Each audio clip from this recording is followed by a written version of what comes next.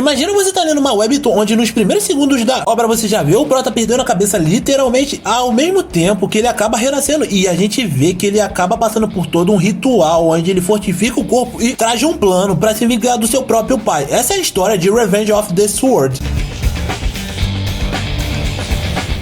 E aí galera, beleza? Quem falou hoje, galera, antes do vídeo começar, apenas parando pra falar que esse vídeo vão conter spoilers caso você ainda não tenha começado a dar uma olhada no Revenge of the Sword Clanshound. Então se quiser prosseguir, prossiga por sua própria conta e risco. E galera, a gente já inicia toda essa história vendo uma execução literalmente, principalmente porque o prota, que é conhecido como Bashir Van Baskerville, estava sendo julgado e prestes a ser executada pela guilhotina através da família Van Baskerville. E no caso tudo isso aconteceu porque ele foi um extremo espadachim e no caso um dos soldados mais leais da família Van Baskerville, só que quando ele acabou sendo desnecessário, ele foi executado pelo líder do clã chamado Hugo, justamente também por saber demais, ou seja, a famosa queima de arquivo. Só que como se fosse a sorte sorrindo pra ele uma segunda vez, a gente vê que ele acaba reencarnando logo após ter perdido a cabeça, literalmente voltando basicamente pra época que ele ainda era um recém-nascido, e por causa disso é aí que a gente já vê ele traçando o seu plano pra poder destruir todos aqueles que fizeram a execução dele, em especial o Hugo Le Baskerville, que seria no caso o pai dele dentro da família. Só que pelo fato de ele não ser um membro legítimo, ou seja, ele não era filho da esposa principal do Hugo, nada seria facilitado pra ele. Só que é aí que a gente já vê que pelo fato de agora ele tá mais esperto e ter todo o conhecimento da sua vida passada, o Hugo percebeu que tinha algo de anormal no 20, e por causa disso é aí que a gente já vê que ele vai ser submetido a um tipo de teste onde ele vai ter que passar por um canto chamado Berço das Espadas, onde vários bebês acabam tendo que passar por um local cheio de espadas até chegarem no rio Styx, que é basicamente um rio místico que eles têm lá, onde caso a criança seja mergulhada e fique um determinado tempo, é aí que ela acaba ganhando super resistência, além de um vigor incrível, a ponto de não se machucar com qualquer coisa. E é lógico, pelo fato de o Vince saber disso, é aí que ele acaba mergulhando nesse rio por mais de 7 minutos, fazendo com que ele quase morresse no processo, mas ele acaba sendo agarrado pelo Hugo. E acreditem vocês ou não, se ele não tivesse feito isso nessa hora, o prota já ia ter o CPF cancelado justamente pelo fato de ele não saber a hora de parar. Daí em diante a gente vê que mais pra frente a história avança um pouco e a gente já vê o Vince com 8 anos de idade, fora que conforme ele vai subindo, ou no caso crescendo em termos de poder, a gente vai descobrindo mais e mais sobre a história dele, como o fato de ele já ser considerado um gênio mesmo antes de regressar. Só que pelo fato daquela época sempre ser um momento onde sempre alimentavam a inteligência e o aprendizado dele, justamente por ele não ser membro da família principal, é aí que a gente vê que ele nunca conseguiu superar, ou no caso se tornar mais do que ele acabou se tornando. E por causa disso foi aí que a gente viu que ele acabou sendo designado para várias missões, como por exemplo reconhecimentos a assassinato, além de subjugação. E como resultado de tudo isso foi aí que ele viu o limite de todo o seu poder e conhecimento chegar quando ele acabou tendo 29 anos, até que pouco tempo depois ele descobre que o mundo dos demônios acabou se abrindo para esse mundo, e por causa disso a gente vê que mais pra frente ele acaba não tendo muito tempo para conseguir lutar ou crescer mais do que ele já tinha crescido como espadachim. Tá aí pra completar, depois que ele chega aos 40, é aí que acaba ocorrendo toda a execução dele, e isso acaba em tudo isso que eu acabei de contar pra vocês anteriormente. Fora que quando ele acaba entrando na academia dos Baskerville, é aí que ele acaba sendo reconhecido, principalmente pelo fato de ele ter sido uma das poucas crianças que conseguiu passar pelo cemitério das espadas, além de ter ficado mais de 7 minutos, o que com certeza seria um recorde pra quem mergulhou no rio Styx. E a gente até vê que alguns dos irmãos deles acabam meio que importunando ele, mas é aí que a gente já vê o quão casca grossa o protagonista pode ser, porque ele acaba atormentando todos esses personagens psicologicamente, mas tinha outro motivo, porque também reconheciam ele, porque depois que ele acaba passando nesse teste dos Baskerville, é aí que ele acaba recebendo um presentinho, provavelmente da esposa principal do Hugo, que no caso seria uma caixa onde continha 2 cobras que tinham um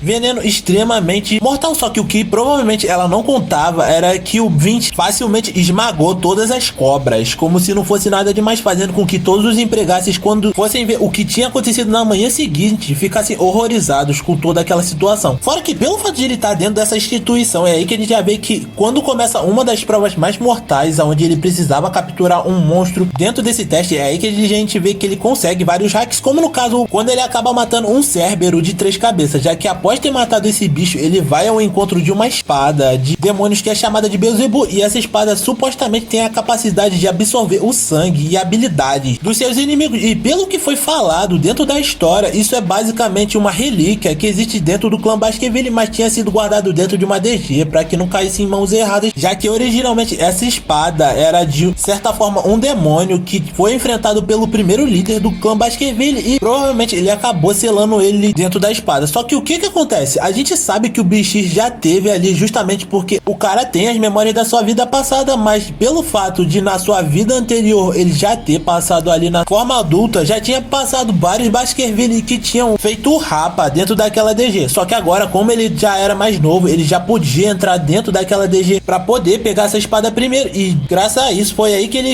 com a espada conseguir sugar todo o sangue do Cerberus, fazendo com que ele ganhasse imunidade ao fogo. E mais pra frente, quando a gente vê que ele acaba terminando o teste em primeiro lugar, até por causa do Cerberus que ele tinha capturado, o Hugo acaba deixando a carcaça com ele em vez de si, o que faz com que a gente percebesse que o Hugo já tava querendo dar algumas regalias pra ele. Fora que mais pra frente a gente também descobre que ele acabou ganhando noivado com uma garota chamada Camus, que pertencia a um dos 7 grandes clãs que faziam parte daquele mundo. Sendo que uma das lutas mais legais que a gente vai ver, pelo menos por enquanto, é a luta do Prota contra o líder dessa família, principalmente porque ele precisava mostrar o seu valor pra esse líder, já que ele ia ganhar a mão da Camus. Aí vocês vão me perguntar, tá, mas o que tem de mais nisso? Bom, basicamente é porque quando o líder dessa família acaba entrando em combate contra o Prota, ele acaba criando uma barreira e o Prota literalmente acaba tentando quebrar a barreira na porrada com a espada, sem nem pensar por um segundo, e até parecia que ele ia conseguir. Só que quando ele tava fazendo isso, é aí que a gente já vê que a espada tava prestes a quebrar e todo mundo pensava que ele acabou perdendo por causa disso. Só que quando até o líder dessa família acaba fazendo isso, é que a gente já vê que tava escorrendo um pouquinho de água, né, pelo jarro em cima da cabeça dele. E é aí que a gente já viu que a ponta da lâmina da espada acabou sentando no vaso após atravessar a barreira do cara que ele tanto se orgulhava, o que logicamente fez eles meio que ganharem, né, esse noivado, fazendo com que a Camus fosse declarada a noiva do Bashir. E para aqueles que acham que o Prota tem algum interesse romântico na Camus, sinto informar que na verdade vocês estão completamente errados, principalmente porque a vontade de se casar partiu da Camus inicialmente, o que é meio bizarro de se dizer, né, já que anteriormente a gente quase viu o Prota tentando arrancar a mão dela na brincadeira, mas acabou que ela se derreteu toda por ele, depois que eles saíram na porrada, e ele acabou salvando ela, depois de ver todo o BO que podia dar caso ele não protegesse ela. E eu vou parar por aqui, galera, porque eu quero que vocês também deem uma olhadinha, e se vocês quiserem me acompanhar pra continuar lendo essa live, eu vou estar fazendo ou trazendo esse vídeo pra vocês, mas além disso, eu vou estar fazendo